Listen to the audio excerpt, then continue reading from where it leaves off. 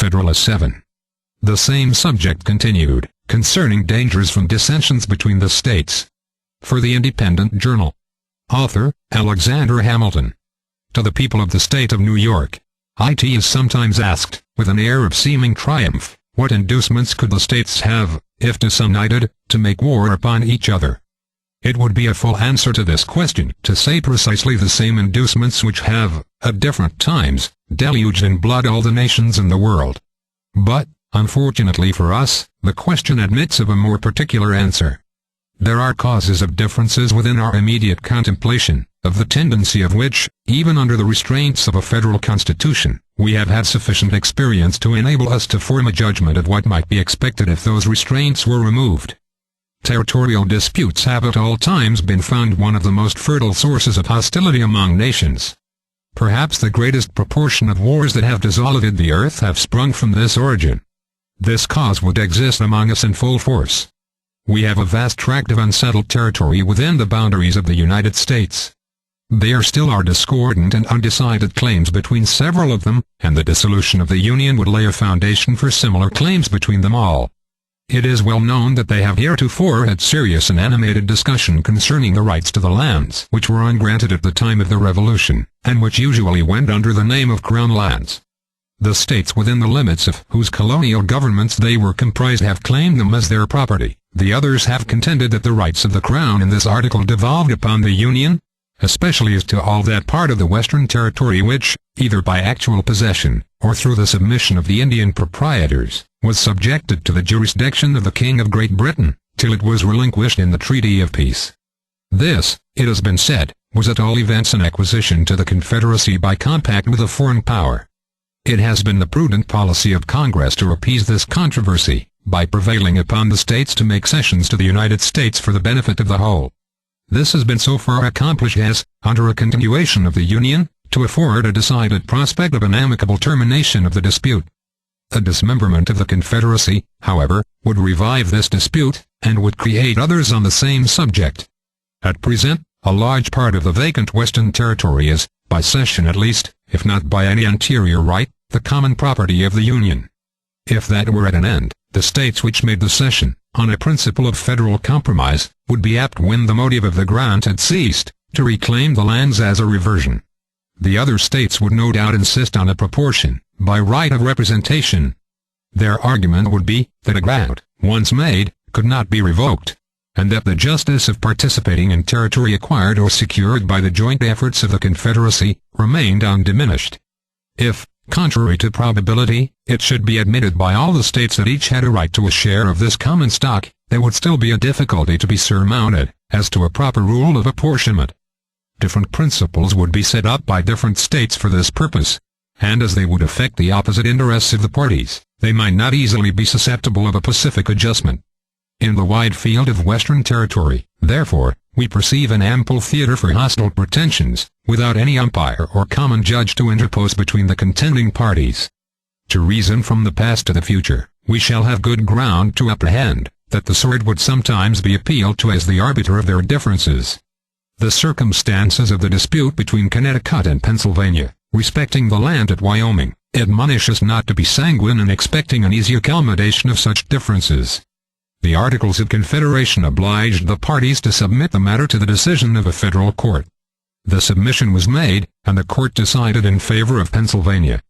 But Connecticut gave strong indications of dissatisfaction with that determination, nor did she appear to be entirely resigned to it, till, by negotiation and management, something like an equivalent was found for the loss she supposed herself to have sustained. Nothing here said is intended to convey the slightest censure on the conduct of that state. She no doubt sincerely believed herself to have been injured by the decision, and states, like individuals, acquiesce with great reluctance in determinations to their disadvantage. Those who had an opportunity of seeing the inside of the transactions which attended the progress of the controversy between this state and the District of Vermont, can vouch the opposition we experienced, as well from states not interested as from those which were interested in the claim, and can attest the danger to which the peace of the Confederacy might have been exposed, had this state attempted to assert its rights by force. Two motives preponderated in that opposition. 1. A jealousy entertained of our future power. and the other, the interest of certain individuals of influence in the neighboring states, who had obtained grants of lands under the actual government of that district. Even the states which brought forward claims, in contradiction to ours, seemed more solicitous to dismember this state, than to establish their own pretensions. These were New Hampshire, Massachusetts, and Connecticut. New Jersey and Rhode Island, upon all occasions, discovered a warm zeal for the independence of Vermont. And Maryland, till alarmed by the appearance of a connection between Canada and that state, entered deeply into the same views. These being small states, saw with an unfriendly eye the perspective of our growing greatness. In a review of these transactions we may trace some of the causes which would be likely to embroil the states with each other, if it should be their unpropitious destiny to become disunited. The competitions of commerce would be another fruitful source of contention. The states less favorably circumstanced would be desirous of escaping from the disadvantages of local situation, and of sharing in the advantages of their more fortunate neighbors. Each state, or separate confederacy, would pursue a system of commercial policy peculiar to itself. This would occasion distinctions, preferences, and exclusions, which would beget discontent. The habits of intercourse, on the basis of equal privileges, to which we have been accustomed since the earliest settlement of the country, would give a keener edge to those causes of discontent than they would naturally have independent of this circumstance. We should be ready to denominate injuries those things which were in reality the justifiable acts of independent sovereignties consulting a distinct interest. The spirit of enterprise, which characterizes the commercial part of America, has left no occasion of displaying itself unimproved. It is not at all probable that this unbridled spirit would pay much respect to those regulations of trade by which particular states might endeavor to secure exclusive benefits to their own citizens. The infractions of these regulations, on one side, the efforts to prevent and repel them, on the other, would naturally lead to outrages, and these to reprisals and wars. The opportunities which some states would have of rendering others tributary to them by commercial regulations would be impatiently submitted to by the tributary states. The relative situation of New York, Connecticut, and New Jersey would afford an example of this kind. New York, from the necessities of revenue, must lay duties on her importations. A great part of these duties must be paid by the inhabitants of the two other states in the capacity of consumers of what we import. New York would neither be willing nor able to forego this advantage. Her citizens would not consent that a duty paid by them should be remitted in favor of the citizens of her neighbors. Nor would it be practicable, if there were not this impediment in the way, to distinguish the customers in our own markets. Would Connecticut and New Jersey long submit to be taxed by New York for her exclusive benefit? Should we be long permitted to remain in the quiet and undisturbed enjoyment of a metropolis, from the possession of which we derived an advantage so odious to our neighbors, and, in their opinion, so oppressive? Should we be able to preserve it against the incumbent weight of Connecticut on the one side, and the cooperating pressure of New Jersey on the other? These are questions that temerity alone will answer in the affirmative. The public debt of the Union would be a further cause of collision between the separate states or confederacies. The apportionment, in the first instance, and the progressive extinguishment afterward, would be alike productive of ill humor and animosity. How would it be possible to agree upon a rule of apportionment satisfactory to all? There is scarcely any that can be proposed which is entirely free from real objections. These, as usual, would be exaggerated by the adverse interest of the parties. There are even dissimilar views among the states as to the general principle of discharging the public debt.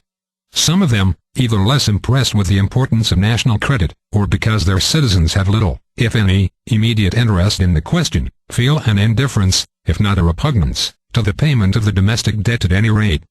These would be inclined to magnify the difficulties of a distribution. Others of them, a numerous body of whose citizens are creditors to the public beyond proportion of the state in the total amount of the national debt, would be strenuous for some equitable and effective provision. The procrastinations of the former would excite the resentments of the latter. The settlement of a rule would, in the meantime, be postponed by real differences of opinion and affected delays. The citizens of the states interested would clamor. Foreign powers would urge for the satisfaction of their just demands, and the peace of the states would be hazarded to the double contingency of external invasion and internal contention.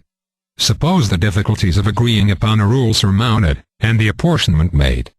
Still there is great room to suppose that the rule agreed upon would, upon experiment, be found to bear harder upon some states than upon others. Those which were sufferers by it would naturally seek for the mitigation of the burden. The others would as naturally be disinclined to a revision, which was likely to end in an increase of their own encumbrances. Their refusal would be too plausible a pretext to the complaining states to withhold their contributions, not to be embraced with avidity, and the non-compliance of these states with their engagements would be a ground of bitter discussion and altercation. If even the rule adopted should in practice justify the equality of its principle, still delinquencies and payments on the part of some of the states would result from a diversity of other causes: the real deficiency of resources, the mismanagement of their finances, accidental disorders in the management of the government, and, in addition to the rest, the reluctance with which men commonly part with money for purposes that have outlived the exigencies which produced them, and interfere with the supply of immediate wants. Delinquencies, from whatever causes, would be productive of complaints, recriminations, and quarrels. There is, perhaps, nothing more likely to disturb the tranquility of nations than their being bound to mutual contributions for any common object that does not yield an equal and coincident benefit. For it is an observation, as true as it is trite, that there is nothing men differ so readily about as the payment of money. Laws in violation of private contracts, as they amount to aggressions on the rights of those states whose citizens are injured by them, may be considered as another probable source of hostility. We are not authorized to expect that a more liberal or more equitable spirit would preside over the legislations of the individual states hereafter, if unrestrained by any additional checks than we have heretofore seen in too many instances disgracing their several codes.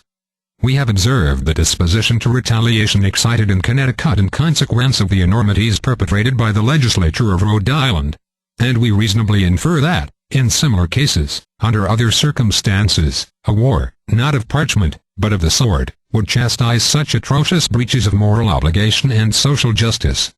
The probability of incompatible alliances between the different states or confederacies and different foreign nations, and the effects of this situation upon the peace of the whole, have been sufficiently unfolded in some preceding papers. From the view they have exhibited of this part of the subject, this conclusion is to be drawn, that America, if not connected at all, or only by the feeble tie of a simple league, offensive and defensive, would, by the operation of such jarring alliances, be gradually entangled in all the pernicious labyrinths of European politics and wars, and by the destructive contentions of the parts into which she was divided, would be likely to become a prey to the artifices and machinations of powers equally the enemies of them all. Divide et impera must be the motto of every nation that either hates or fears us. Publius.